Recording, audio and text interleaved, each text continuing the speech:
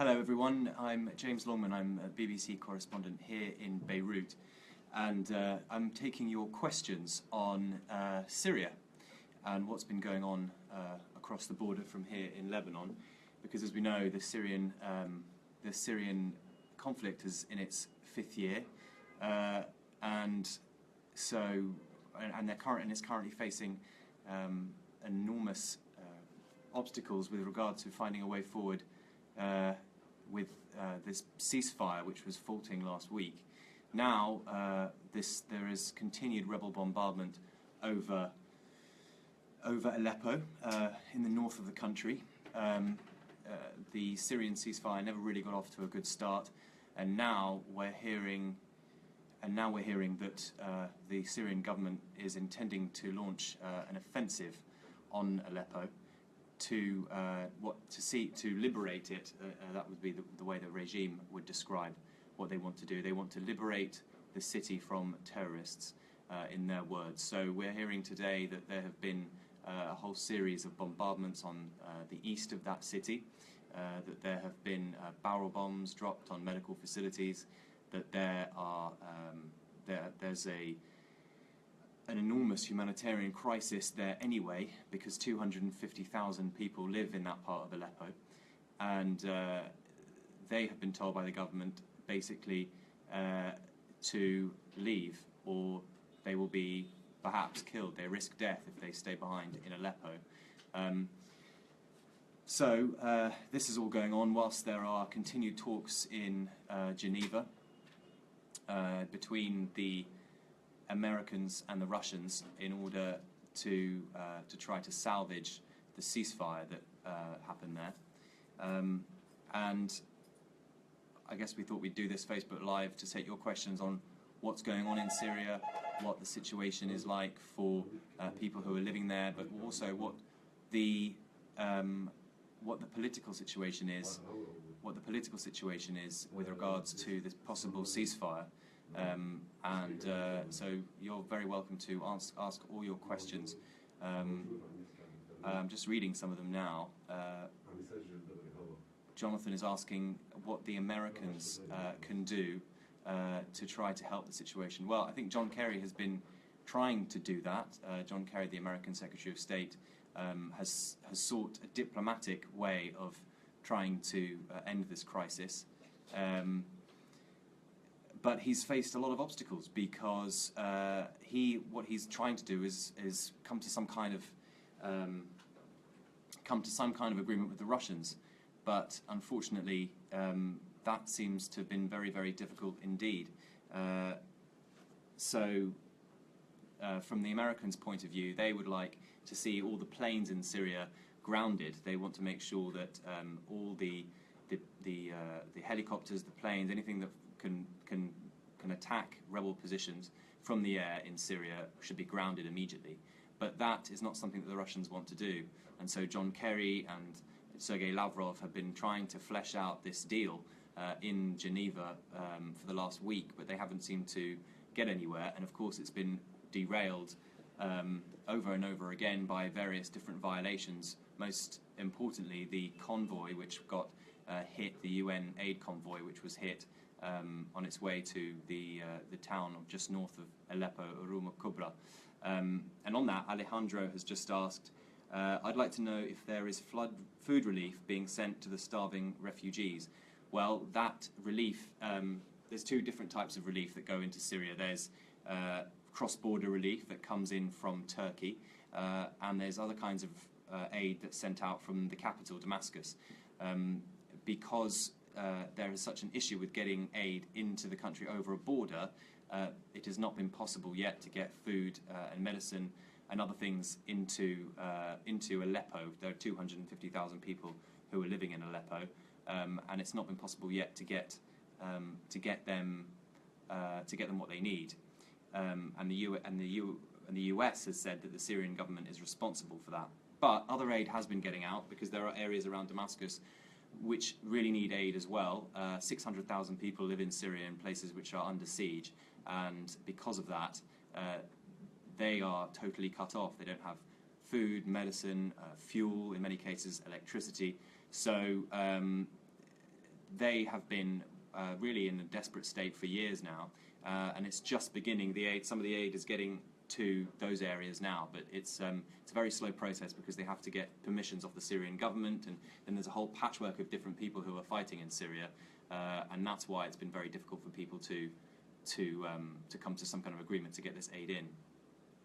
I'm just seeing from Charlie here, who are the baddies? It's hard to tell between all the different media doing the story. Yeah, I mean, Charlie, you raise a really good point there. It is very difficult to tell. And I suppose that's a very subjective question on who the bad guys are, although I think it's quite easy to see that there is a huge amount of suffering going on. Civilians are being killed. Well, there's one group that everyone agrees is bad in Syria, which is the so-called Islamic State. They are on the total extreme of any of the groups that are working inside Syria. Similar to them is Jabhat al-Nusra, or it used to be called Jabhat al-Nusra, now called Fatah al-Sham, which works. It's kind of an Al-Qaeda affiliate. They have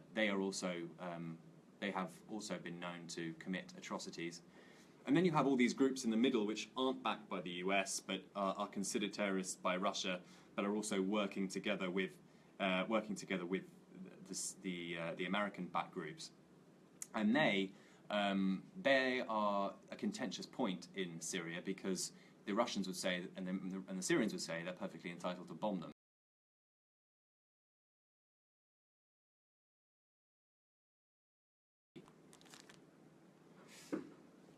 Oh, I think we're back. Video got interrupted there. Barragan has asked, in order to solve the problem, why don't US, EU accept Assad as a possibility to achieve peace? Why should he leave? Well, that's exactly what the Russians would argue. They see, not necessarily Bashar al-Assad himself, but they see the Syrian regime, they see the Syrian government as an ally, if you like, against extremism. They see that, yes, Bashar al-Assad is a strong man. Yes, he may be considered by some to be running a totalitarian government, but by the same token, he may be the only thing that can keep Syria together, and that's long been the argument of both the Assad government now and also his father, who was president before him.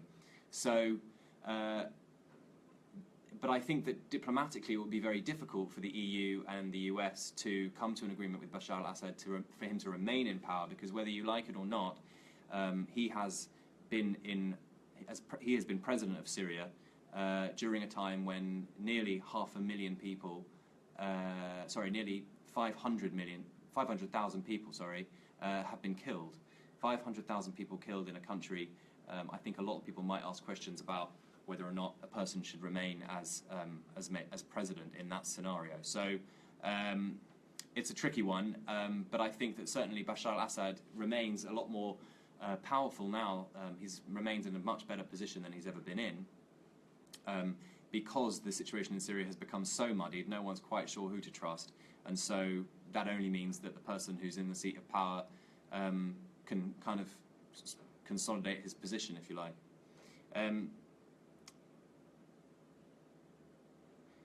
Kenneth has asked, why couldn't camps with schools and hospitals have been built in Syria and protected by European and US military, rather than having encouraged mass immigration? Well, the issue with that, and these are called safe zones, they're called buffer zones, and these are places where the French, for example, some of the Turkish have also suggested that there should be areas inside Syria where refugees can go and they can be protected from a lot of the violence, and since they're protected from it, they can remain in their own country and not cause this major refugee crisis. There are something like 5 million Syrian refugees living all around the region. 1 million of them are here in Lebanon, and that has meant that the population of Lebanon has gone up by 25%. It's an enormous number of people, and I think for a lot of people, buffer zones was a good answer. But the issue with buffer zones is that who would be there to enforce them? Because you'd need an air, kind of a military-free zone, an air, kind of a no-fly zone over these parts. And it's very difficult to see how any country is going to enforce a no-fly zone, because that's basically all-out war. You would have Syrian planes fighting potentially US jets and British jets in the skies over Syria, and the lines of this conflict and what's permissible and what isn't have every month it seems like they go over these lines, bombing a convoy as an example. So I can imagine that having to enforce a no-fly zone in Syria, you would see jets being bombed probably within weeks. Amran has been asking, I've been seeing... Sorry, I had a bit of an interruption.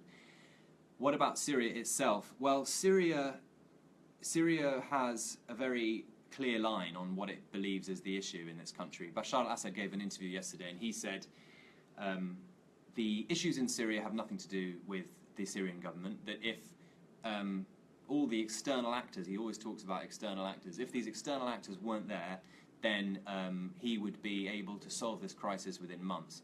His line has always been that the United States, that Turkey, that Saudi Arabia, that Qatar and others feed a proxy war inside Syria.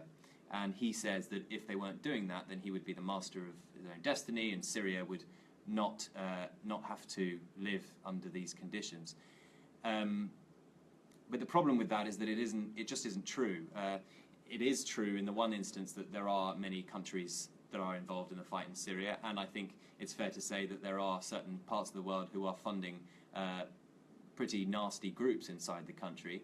But he makes the point that there was no initial democratic movement against him, which wasn't the case. So I think Syria would very definitely just say, well, anything that the US says is a lie. In fact, that's exactly what Bashar al-Assad said yesterday in his interview, and just totally reject. I mean, he denied the fact that there were even sieges. He denied that there were barrel bombs, when there are, in fact, videos of these things actually happening inside the country. What is the greatest contribution of the United Nations and the US in the war in Syria? Amir.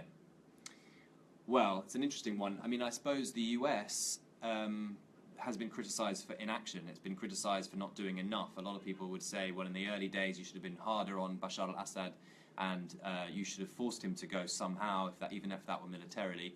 Other people have said the US has failed because they should have been there to support Assad and try and make sure that the country didn't fall apart. I think the greatest contribution in a positive way that the United States and the United Nations have made is to try to get aid into the country. That's particularly the United Nations, that's their main aim. The United Nations doesn't take any kind of political stance. It tries to be as impartial as possible, and their idea is to try to get as much aid into the country as they can, and they've been able to do that because of donations by United Nations member states, but they're still way off the numbers they need. They need billions of dollars in aid, and they only get a certain amount.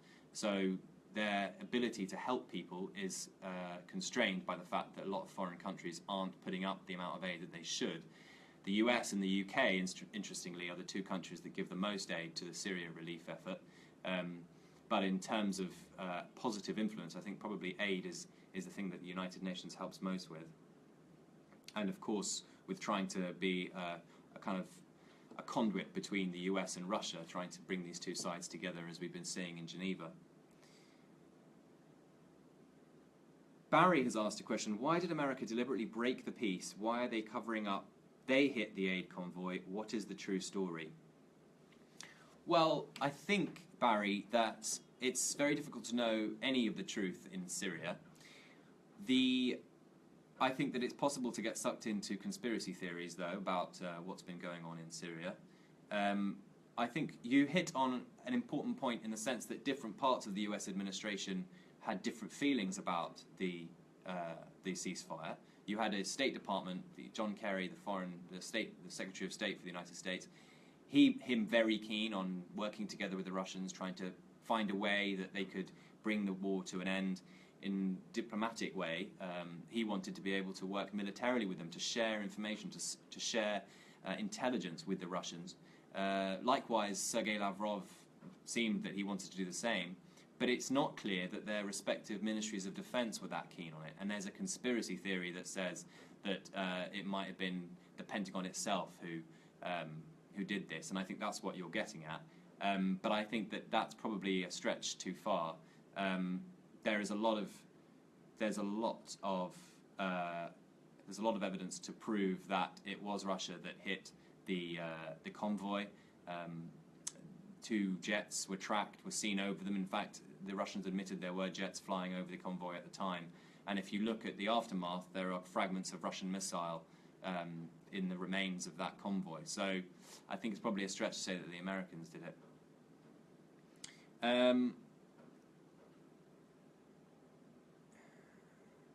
Syed has asked, America and Britain destroyed Saddam's regime in a short space of time. Why are they helpless to destroy IS and Bashar's regime?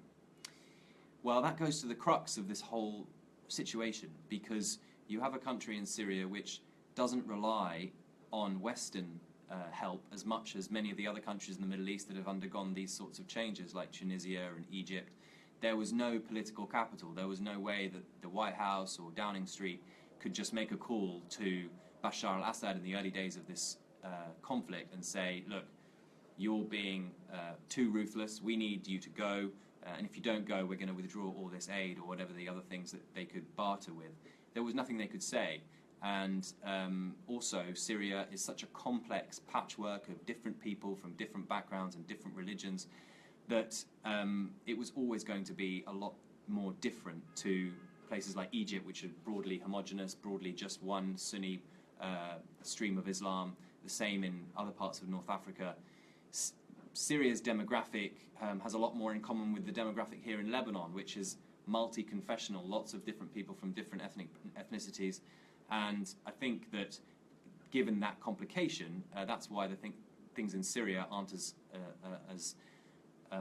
simple as people might have expected in the early days, and because of all the different actors who are involved. Because you've also, not along with those Western actors and also the Gulf, you've got the Iranians and the Lebanese who are involved in Syria. So there's so many different people that have got their own interests inside Syria, and that's why it's so difficult to kind of sort out. Karina asks, is more aid being sent to Aleppo after the attack on the convoy? Well, Karina, they're trying, but the fighting there needs to end, because there's been continual bombardments of Aleppo, and for that reason